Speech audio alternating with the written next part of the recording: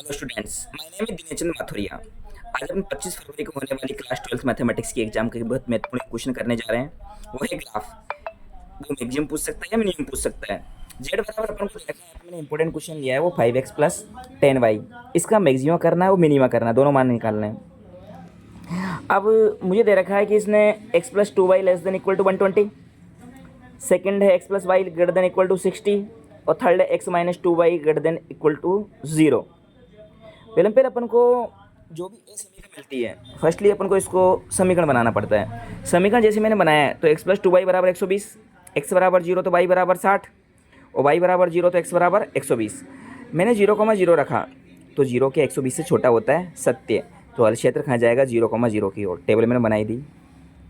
Second number आता है x plus Y बराबर 60, x बराबर 0 तो y का मान 60, y बराबर 0 तो x बराबर 60। टेबल बना दी। 0,0 समीकरण नंबर समीकरण नंबर 2 में रख दिया। 0 प्लस 0, क्या 0 60 से बड़ा होता है, असत्य, तो हल क्षेत्र कहाँ जाएगा 0,0 के विपरीत ओर। अब नंबर है 3, जिसमें क्या है x minus 2y greater than equal to 0। समीकरण बना x माइनस 2y बराबर 0, x बराबर 0 तो y बराबर 0 और y x बराबर 40 तो y बराबर आएगा 20। तो x और y 0 0 और 40 20। अब मैं इसमें 0,0 दे ही रखा तो मैं इसमें 0,0 नहीं रख सकता, क्योंकि मुझे वो बिंदु रखना होता है जो इस लाइन पे ना हो। तो 1,0 मैंने समीकरण नंबर 3 में रख दिया।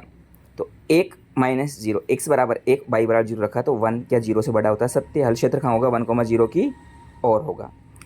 अब और x और y less than equal to 0, इसका मतलब क्या हो गया प्रथम चतुर्थांश हो गया। अब मैं बनाता हूँ सब, देखो मैं देखा जाए तो 40 20 60 120 है, तो एक काम करते हैं x अक्ष पे बड़ा पैमाना बड़ा खाना मानते हैं 20 इकाई का, y पे मानते हैं 20 इकाई। ग्राफ बनाने आते हैं x और y। मेरे को पहले 0,60 और 120,0 बनाना था, तो मैंने 0,60 ले लिया, 120,0 ले लिया, लाइन ड्रॉ कर दी। 0,0 की ओर बोला इसलिए मैंने तीर नीचे की तरफ लगा दिया। सेकंड इक्वेशन मुझे दे रखी है 0 पे 60 60 पे 0, दोनों बिंदु ले लिए, लाइन ड्रॉ कर दी, नाम डाल दिया x प्लस वाई बराबर 60। 0,0 विपरीत हो रहा है इसलिए मैंने लाइन ऊपर की तरफ ड्रॉ करेंगे, ये करेंगे अपन ऊपर की तरफ ड्रॉ। इतना कर दिया।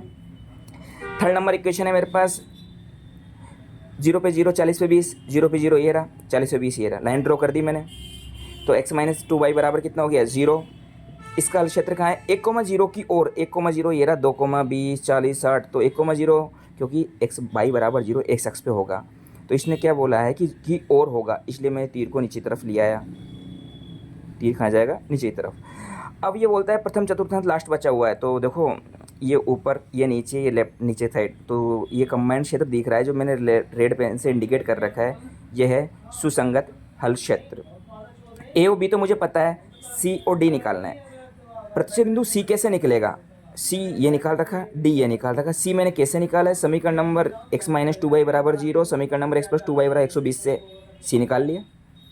x माइनस 2y और x प्लस वाई बराबर 60, इससे मैंने डी निकाल लिया। चारों बिंदु ए बी सी डी मैंने टेबल में रख दिया। टेबल में देखा जाए तो ए बी सी डी चारों को रखा। क्वेश्चन जो दे रखा था कि 5x प्लस 10y का मैक्सिमाइजेशन और मिनिमाइजेशन करना था अपन को, मैंने x बराबर 60 y बराबर 0 रखा तो 300 आ गया, x बराबर 120 y बराबर 0 तो 600 आ गया, x बराबर 60 y बराबर 30 तो 600 आ गया, 40 और 20 रखा तो 400 आ गया। सबसे मैक्सिमम वैल्यू है बिंदु बी और सी, मतलब बी सी रेखा खंड पर मैक्सिमम मिलेगा 600, न्यूनतम 300 दिख रहा है बिंदु ए पर, तो बिंदु ए 60,0 पर मिनिमम क्या आएगा 300। इस प्रकार ये ग्राफ तैयार। Thank you.